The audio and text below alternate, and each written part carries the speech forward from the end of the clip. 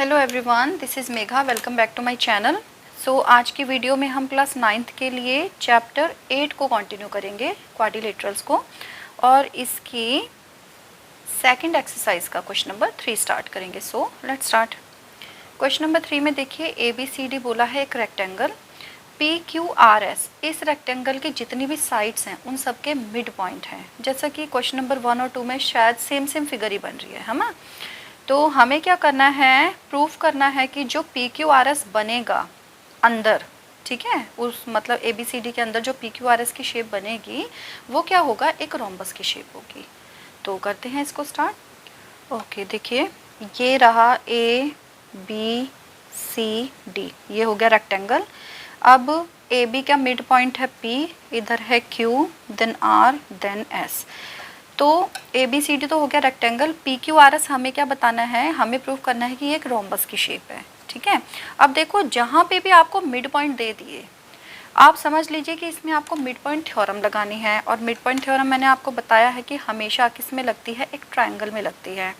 अब ट्रायंगल के लिए हम क्या करते हैं, नॉर्मली जो इसका डायगोनल होता है ना, ये बना लेते हैं।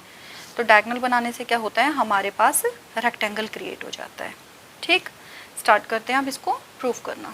क्वेश्चन नंबर 1, 2 में हमने सेम ही प्रोसेस किया है। सबसे पहले हम नीचे वाला ट्रायंगल लेते हैं ABC, उसके बाद ऊपर वाला ट्रायंगल लेते हैं ADC। तो हम लिखेंगे इन ट्रायंगल ABC में देखो क्या है, P और Q मिड पॉइंट हैं, ठीक है। तो हम इसमें सीधा सीधा मैं लिख रही हूँ PQ इक्वल्स टू AC, और इसमें दूसरा क्या हो जाता है, PQ जो होता है वो हाफ ऑफ AC भी हो जाता है। और आपको रीज़न भी देना पड़ता है इसमें, बाय मिड पॉइंट थ्योरम। दूसरा देखिए, इसे आप लिख लो इक्वेशन नंबर 1, ठीक है। नेक्स्ट इसमें ऊपर वाला ट्रायंगल ADC। अब ADC के लिए क्या होगा आपका, इसमें SR और AC की बात होगी। तो जो SR है वो इक्वल तो हो जाएगा, सॉरी ये इक्वल नहीं होता है, ये पैरेलल होता है। सॉरी, इक्वल तो हाफ ऑफ होता है ना, ये पैरेलल होता है। SR is parallel to AC and SR जो है अब होगा हाफ ऑफ AC के इक्वल। इक्वेशन नंबर 2 लिख लो, और इसे भी रीज़न यहाँ पे इसका क्लियर कर दो, बाय मिड पॉइंट थ्योरम। कुछ भी आप प्रूफ करने वाला क्वेश्चन करते हैं, मैंने आपको बहुत बार समझाया हुआ है, आपको क्या करना होता है, रीज़न इसमें ज़रूर मेंशन करना होता है। इसके बिना आपका क्वेश्चन कंप्लीट नहीं माना जाता है। क्वेश्चंस हमेशा डिडक्ट किए जाते हैं ऐसे पार्ट में, ठीक है। सो यहाँ हम लिखेंगे बाय इक्वेशन 1 एंड 2। अब देखो यहाँ है PQ पैरेलल टू AC, इधर है SR पैरेलल टू AC। तो सीधी सी बात है, जो PQ है वो SR के पैरेलल आ जाएगा। सेम थिंग आपकी इक्वल वाले पोर्शन में होगी, दोनों equals to half of AC हैं। इट मीन्स जो PQ है वो इक्वल्स टू आपका SR भी हो जाएगा, ठीक है। और ये चीज़ हम क्यों करते हैं, पता होना चाहिए हमें कि जब भी हम किसी भी एक पेयर ऑफ साइड को पैरेलल और इक्वल दिखा देते हैं तो वो जो शेप बनती है ना, वो आपकी हमेशा एक पैरेललोग्राम की शेप बन जाती है। तो हम लिखेंगे सो PQRS इज अ पैरेललोग्राम। किसी भी शेप को आपको पैरेललोग्राम प्रूफ करना हो, आप हमेशा ध्यान रखोगे किसी भी एक पेयर ऑफ साइड को इक्वल और पैरेलल दिखा दो, सीधी सीधी वो आपकी शेप क्या हो जाएगी, पैरेललोग्राम की शेप बन जाएगी, प्रूफ हो जाएगी। ओके, अब देखिए हमने फिलहाल PQRS को एक पैरेललोग्राम प्रूफ किया है, बट हमें इसको क्या प्रूफ करना है कि एक रोम्बस की शेप है। अब देखो जो भी हमें प्रूफ करना होता है ना, उस फिगर से रिलेटेड उसकी प्रॉपर्टी पता होना मोस्ट इम्पॉर्टेंट काम है। सबसे पहली प्रायोरिटी हमारी यही होती है। तो आपको पता होना चाहिए कि रोम्बस की क्या क्या प्रॉपर्टीज़ होती हैं। मेन जो इसकी एक प्रॉपर्टी होती है वो होती है कि इसकी सारी साइड्स इक्वल लेंथ की होती हैं। तो अगर हम इस शेप में ये दिखा दें कि इसकी जो साइड्स हैं वो इक्वल लेंथ की हैं, तो सीधा सीधा हो जाएगा हमारा काम कि जो हमारा PQRS है वो क्या है, एक रोम्बस है। अब उसके लिए आपको देखो क्या करना है। देखिए बेटा, साइड्स को इक्वल दिखाना है। अगर हम इस वाली साइड और इस वाली साइड की बात करें, चारों का सेम ही काम होगा, ठीक है। आप कोई भी दो साइड लेके देख सकते हो। देखो अगर ये वाली साइड लो तो आप इस वाले ट्रायंगल को देखो, और इधर से ये वाली साइड लो पी क्यू वाली, तो इस वाले ट्राइंगल को अगर हम ये ट्राइंगल कॉन्ग्रुएंट प्रूफ कर दें ना तो कुछ चीज़ में इसमें हमारी सॉर्ट आउट हो जाएंगे। देखो हमने देखो जो हमारा ये मेन शेप था ए बी सी डी का, वो क्या था, एक रेक्टेंगल का शेप था। अब रेक्टेंगल में ऑपोजिट साइड हमेशा इक्वल होती हैं, ठीक है ना। A D equals to B C है, ठीक है। तो अब जो ये पॉइंट्स हैं यहाँ पे एस यहाँ पे क्यू, ये दोनों इनके मिड पॉइंट है। मिड पॉइंट होने का मतलब है कि अगर आप इस ए डी का हाफ करते हो तो वो हाफ ऑफ बी सी के इक्वल आ जाएगा।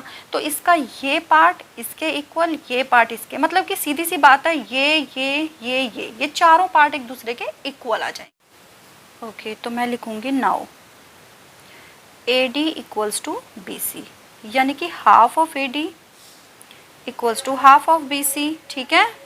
तो अब ए डी का हाफ इधर से ले लो ए एस और बी सी का हाफ ले लो इधर से बी क्यू, ये दोनों भी क्या हो जाएंगे, एक दूसरे के इक्वल आ जाएंगे। मतलब ये वाली साइड और ये वाली साइड इक्वल आ गई। अब मैं इधर से ये वाला ट्रायंगल ले रही हूँ, इधर से ये वाला ट्रायंगल ले रही हूँ, वही दोनों ट्रायंगल लूँगी जिनकी साइड्स को अभी अभी मैंने इक्वल प्रूफ किया है, ठीक है ना।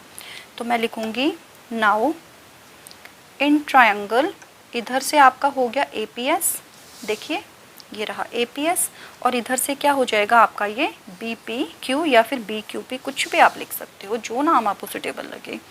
ए P S and triangle B P Q. देखो पहली बात, सब साइड्स के मिड पॉइंट हैं, है ना। तो अगर इसकी बात की जाए तो ए पी और बी पी ये दोनों आपके इक्वल आ जाएंगे, A P equals to B P. और इसका रीज़न आप दे दो because P is the mid point of A B.